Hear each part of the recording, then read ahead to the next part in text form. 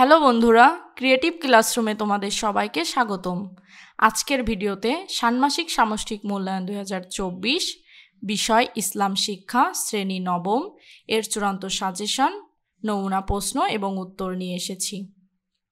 এখানে আমি প্রথম অধ্যায় থেকে প্রশ্নগুলো সাজিয়েছি, তাহলে চলো প্রশ্নগুলো দেখে নেওয়া যাক। প্রথমে রয়েছে কাজ 1, পরিবেশ পর্যবেক্ষণ ও আল্লাহর গুণাবলী আলোচনা করো। কাজটি দলগত কাজ। প্রশ্ন কতে রয়েছে, পাঠ্য বইয়ে আল্লাহের যে গুণাবলী নিয়ে বলা হয়েছে তা উল্লেখ করো। উত্তর, পাঠ্য বইয়ে আল্লাহর 3টি গুণাবলী নিয়ে আলোচনা করা হয়েছে। 1, আল্লাহ রাউফুন, অর্থ করুণাময়, সহানুভূতিশীল। আল্লাহ রাউফুন হলেন তিনি তার বান্দাদের প্রতি অত্যন্ত দয়াশীল ও সহানুভূতিশীল। তিনি তার সৃষ্টির প্রতি করুণাময়, তাদের পাপ ও ভুলের কারণে তাড়াতাড়ি শাস্তি দেন না, বরং ক্ষমা ও দয়া প্রদর্শন করেন। এই গুণাবলী আমাদের শেখায় যে আমাদেরও পরস্পরের প্রতি করুণা ও সহানুভূতি প্রদর্শন করা উচিত।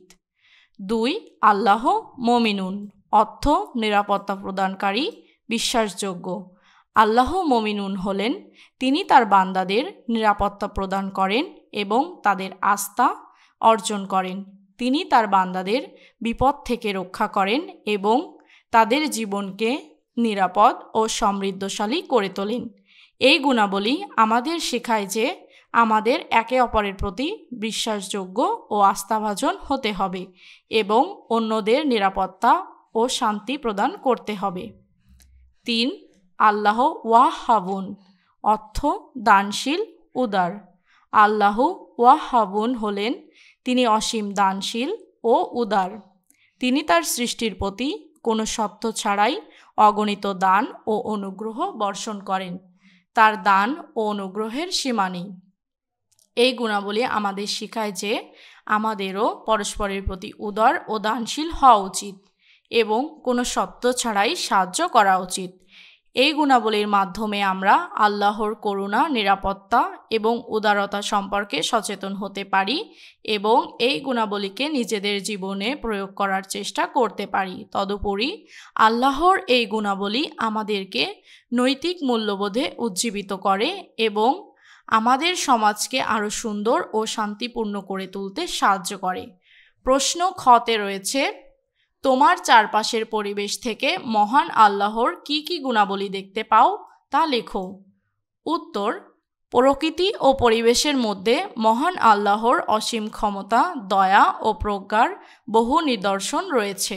চারপাশের পরিবেশ থেকে আমরা আল্লাহর যেসব গুণাবলী দেখতে পাই সেগুলো নিম্নরূপ। সৃষ্টিকর্তা আল খালিক, আল্লাহ তাআলা সমস্ত সৃষ্টি করেছেন। আকাশ, জমিন, পাহাড়, পর্বত, নদী, নালা, বৃক্ষলতা সব কিছু তার সৃষ্টির নিদর্শন। উদাহরণস্বরূপ, একটি ছোট্ট ফুলের গঠন, রং, সুগন্ধ সবই আল্লাহর সৃষ্টি কুশলতার প্রমাণ। রক্ষক আল হাফিজ, মহান আল্লাহ তার সৃষ্টি রক্ষা করেন। প্রতিটি প্রাণীর জীবন ধারণের জন্য প্রয়োজনীয় খাবার, পানি এবং নিরাপত্তা প্রদান করে থাকেন। উদাহরণস্বরূপ, পশু পাখিদের জন্য খাবার ও পানির যোগান এবং মানুষের জন্য মৌসুম অনুযায়ী খাদ্যশস্য। এরপর রয়েছে দয়ালু আর রহমান, আল্লাহ সর্বদা তার সৃষ্টির প্রতি দয়া প্রদর্শন করেন। উদাহরণস্বরূপ, আমাদের জীবন ধারণের জন্য প্রয়োজনীয় অক্সিজেন, খাদ্য ও পানি সরবরাহ করা। ক্ষমাশীল আল গফুর, আল্লাহ তাআলা তার বান্দাদের ভুল ত্রুটিকে ক্ষমা করেন এবং তাদের পুনরায় সুযোগ প্রদান করেন। উদাহরণস্বরূপ, প্রাকৃতিক বিপর্যয়ের পর নতুন করে জীবন শুরু করার সুযোগ। জ্ঞানী আল আলিম, আল্লাহর জ্ঞানের কোনো সীমা নেই। তিনি সব কিছু জানেন এবং সব কিছুর উপর তার নিয়ন্ত্রণ রয়েছে। উদাহরণস্বরূপ, জীববৈচিত্র্য, প্রকৃতির বিভিন্ন উপাদানের মধ্যে সংমিশ্রণ এবং ভারসাম্য। বিচারক আল হাকিম, আল্লাহ তাআলা সঠিক বিচার করেন এবং সব কিছুর মীমাংসা করেন। উদাহরণস্বরূপ, প্রাকৃতিক নিয়মকানুন যা পুরো পৃথিবী পরিচালিত করে। এছাড়াও চারপাশের প্রাকৃতিক সৌন্দর্য জীবনের বৈচিত্র্য, আবহাওয়ার পরিবর্তন, ঋতু পরিবর্তন ইত্যাদি সবকিছুই মহান আল্লাহর ক্ষমতা, দয়া ও প্রজ্ঞার নিদর্শন হিসেবে প্রতীয়মান হয়। এরপর কাজ 2, অভিজ্ঞতা বিনিময় করো। তাওহীদ বিশ্বাসের ফলে একজন ব্যক্তির মধ্যে কি কি পরিবর্তন হয়? এক্ষেত্রে তোমার মতামত এবং তোমার বন্ধুর মতামত দিয়ে একটি ছক তৈরি করতে হবে। আমি উত্তরটি করে দিয়েছি। এখন প্রথমে তোমার মতামত। তাওহীদ বা আল্লাহর একত্ববাদে বিশ্বাস একজন ব্যক্তির জীবনে অনেক পরিবর্তন আনে, যেমন আত্মনিয়ন্ত্রণ। একজন ব্যক্তি নিজের কাজকর্মে আল্লাহর উপস্থিতি অনুভব করে এবং সেগুলো পর্যালোচনা করে, যা তাকে ভুল কাজ থেকে বিরত রাখে। ধৈর্যশীলতা। তাওহীদ বিশ্বাস একজন ব্যক্তিকে বিপদ বা সমস্যার সময় ধৈর্য ধরতে সাহায্য করে, কারণ তিনি বিশ্বাস করেন যে আল্লাহ সব কিছু দেখছেন এবং তিনি সবসময় সঠিক সিদ্ধান্ত গ্রহণ করবেন। ঐক্য ও ভ্রাতৃত্ববোধ। তাওহীদ বিশ্বাস মানুষকে একত্বে বিশ্বাসী হওয়ার কারণে ঐক্যবদ্ধ হতে সাহায্য করে, যা সামাজিক ভ্রাতৃত্ববোধ ও শান্তি বৃদ্ধি করে। মানবতাবোধ। তাওহীদ বিশ্বাস মানুষের মধ্যে মানবতার প্রতি দায়িত্ববোধ সৃষ্টি করে, যা মানুষকে পরার্থপর হতে উৎসাহিত করে। এরপর রয়েছে তোমার বন্ধুর মতামত। আমার বন্ধু মনে করেন যে তাওহীদ বিশ্বাসের ফলে একজন ব্যক্তির জীবনে নিম্নলিখিত পরিবর্তনগুলি ঘটে। আত্মবিশ্বাস বৃদ্ধি। তাওহীদ বিশ্বাস একজন ব্যক্তির মধ্যে আত্মবিশ্বাস বৃদ্ধি করে, কারণ তিনি জানেন যে আল্লাহ সবসময় তার সঙ্গে আছেন এবং তাকে সাহায্য করবেন। নৈতিকতা। তাওহীদ বিশ্বাস ব্যক্তি জীবন ও সমাজে নৈতিকতার মান উন্নত করে, যা সমাজকে শৃঙ্খলাবদ্ধ রাখে। সমাজসেবা। তাওহীদ বিশ্বাসের ফলে একজন ব্যক্তি সমাজের কল্যাণের জন্য কাজ করতে উৎসাহী হয়, যা সমাজকে উন্নত করে। সুশৃঙ্খল জীবনযাপন। তাওহীদ বিশ্বাস একজন ব্যক্তির জীবনে শৃঙ্খলা আনে এবং তাকে একটি সুশৃঙ্খল জীবনযাপনে সাহায্য করে। এর পরবর্তীতে রয়েছে কাজ 3, এটি একক কাজ। ক নম্বর প্রশ্নে রয়েছে নিফাক কি? নিফাক কয় ধরনের তা লিখো। উত্তর, নিফাক আরবি শব্দ, এর অর্থ কপটতা, ভণ্ডামি, ধোঁকাবাজি, প্রতারণা ও দ্বিমুখী ভাব পোষণ করা, অর্থাৎ অন্তরে একরকম চিন্তাধারা বা বিশ্বাস গোপন রেখে বাইরে তার বিপরীত আচরণ বা ভাব প্রকাশ করা। শব্দটির মূল অর্থ খরচ করা, গোপন করা, চালু করা, অস্পষ্ট করা ইত্যাদি। ইসলামের পরিভাষায় নিফাক বলতে অন্তরের কুফর ও ইসলাম বিরোধিতা গোপন রেখে সামাজিক ও রাষ্ট্রীয় সুযোগ সুবিধা লাভের জন্য মুখে ঈমানদার সুলভ কথা বলা এবং লোক দেখানো ইসলামী আচার অনুষ্ঠান পালন করাকে বোঝায়। নিফাক 2 ধরনের, যথা বিশ্বাসের নিফাক, কর্মের নিফাক। খ নম্বর প্রশ্নে রয়েছে নিফাকের কুফল ও পরিণতি লেখো এবং নিজেকে কিভাবে নিফাক থেকে মুক্ত রাখতে পারবে তা লিখো।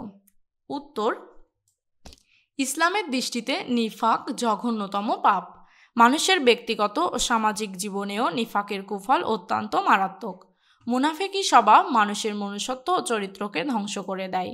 এর ফলে মানুষ মিথ্যাচারে অভ্যস্ত হয়ে পড়ে। মুনাফিক তার স্বার্থ হাসিলের জন্য নানা অন্যায় ও গহীন কাজে লিপ্ত হয়। আবার অনেক সময় সমাজের মানুষের মাঝে বিবাদ, বিসম্বাদ, অনৈক্য ও অশান্তির জন্য মুনাফিকের মুনাফিকি দায়ী। এবার নিফাক থেকে নিজেকে মুক্ত রাখতে আমরা সদা সত্য কথা বলবো এবং মিথ্যা পরিহার করে চলব, ওয়াদা পালন করব, আমানত রক্ষা করব, কারোর সঙ্গে ঝগড়া করব না এবং অশ্লীল ভাষায় কথা বলবো না। এরপর কাজ 4, কাজটি দলগত কাজ। ক নম্বর প্রশ্নে রয়েছে মুনাফিক কারা, তাদের বৈশিষ্ট্যগুলো নিয়ে দলে আলোচনা করো এবং লিখো। উত্তর, মুনাফিক হলো যে ব্যক্তি প্রকাশ্যে ইসলাম চর্চা করে কিন্তু গোপনে অন্তরে কুফরি বা ইসলামের প্রতি অবিশ্বাস লালন করে। তারা ইসলামী সমাজে অস্থিরতা ও বিশ্বাসহীনতার সৃষ্টি করে। মুনাফিকের বৈশিষ্ট্য হলো দুর্নীতি ও প্রতারণা প্রিয়তা। মুনাফিক অন্যদের সত্তার ভিতরে প্রতারিত করতে পারে, যেমন মিথ্যা বক্তব্য ও দুর্ভাগ্যজনক পরিস্থিতির জন্য দোষীর চিন্তা প্রকাশ করা। দেশ ও বিদ্বেষ। মুনাফিকরা আমানতের সংরক্ষণের সময় নিজেদের অনুমতির প্রতিবন্ধক হওয়ার সম্ভাবনা রয়েছে। দ্বন্দ্ব পরিহার। তারা অন্যকে দ্বন্দ্বের সময় সহানুভূতি দেখায়, কিন্তু অস্থির অবস্থায় হলে তারা পিছু থেকে সমর্থন প্রদান করতে অস্বীকার করতে পারে। নিজের মতামত বিপরীত। মুনাফিকরা সম্প্রদায়ের সঙ্গে একমত হওয়া প্রতিজ্ঞিত হয়, কিন্তু গোপনে তারা নিজেদের মতামত অনুসরণ করতে বাধ্য হতে পারে। ইসলামের নিরাপত্তার জন্য ঝুঁকির বোধ। মুনাফিকরা ইসলামী সমাজের নিরাপত্তার সুরক্ষা করতে প্রস্তুত হওয়ার প্রকৃতি প্রদর্শন করে। এরপর খ নম্বর প্রশ্নে রয়েছে, মুনাফিকদের কারণে আমাদের সমাজে কী ধরনের ক্ষতি হয় তা আলোচনা করো ও লিখো। উত্তর, মুনাফিকদের কারণে সমাজে যে ক্ষতি হতে পারে। সামাজিক অস্থিরতা। মুনাফিকদের প্রতারণা ও প্রতারকতা সমাজে অস্থিরতা তৈরি করতে পারে। এরা মহিলাদের কাছে অত্যাধিক ক্ষতি সৃষ্টি করতে পারে এবং অত্যন্ত ক্ষতিকর অবহেলায় পুরুষদের সম্পদ অধিগ্রহণ করতে পারে। বিশ্বাস ও সম্পর্কের বিপর্যয়। মুনাফিকদের প্রতারণা এবং দুর্নীতি সম্পর্কের মধ্যে বিশ্বাস ও সম্পর্কের বিশ্বাসঘাতক হতে পারে। এরা সামাজিক ও ব্যক্তিগত সম্পর্কে অবিশ্বাস্য অনুভূতি তৈরি করতে পারে এবং সম্পর্কের অবিশ্বাস ও সংশয়ের সৃষ্টি করতে পারে। সামাজিক ও রাষ্ট্রীয় স্থিতিশীলতার অবনতি। মুনাফিকদের নেতৃত্বে রাষ্ট্রীয় ও সামাজিক স্থিতিশীলতার অবনতি হতে পারে। এরা সমাজের মধ্যে আতঙ্ক ও অমান্যতার পরিস্থিতি তৈরি করতে পারে এবং অধিকার প্রাপ্তি ও ন্যায় ব্যবস্থা অবনতি হতে পারে। ধর্মীয় বা নৈতিক সমাজের দুর্বলতা। মুনাফিকদের মাধ্যমে ধর্মীয় বা নৈতিক সম্প্রদায়ের দুর্বলতা তৈরি হতে পারে। এদের কর্তৃত্বে সমাজের নৈতিক মূল্য এবং ধর্মীয় সংস্কৃতির সংকট ঘটতে পারে এবং ধর্মীয় পুরস্কারের ক্ষতি হতে পারে। সমাজের একতা ও সংহতির অবনতি। মুনাফিকদের মধ্যস্থতা ও তাদের প্রতারণামূলক কাজের ফলে সমাজের একতা ও সংহতি অবনতি হতে পারে। এদের কারণে সমাজের মধ্যে অবিশ্বাস ও সংঘাত জন্ম নিতে পারে এবং সমাজ ও রাষ্ট্রীয় স্থিতিশীলতার অবনতি হতে পারে। আজকের এই পর্যন্ত। ধন্যবাদ সবাইকে। পরবর্তীতে আমি পরবর্তী অধ্যায়গুলোর নমুনা প্রশ্ন ও উত্তর আপলোড করে দিব, তাই ভিডিওগুলো পাওয়ার জন্য তোমরা এখনই চ্যানেলটিকে সাবস্ক্রাইব করে রাখো এবং অন্য বন্ধুদের সাথেও ভিডিওগুলো শেয়ার করো।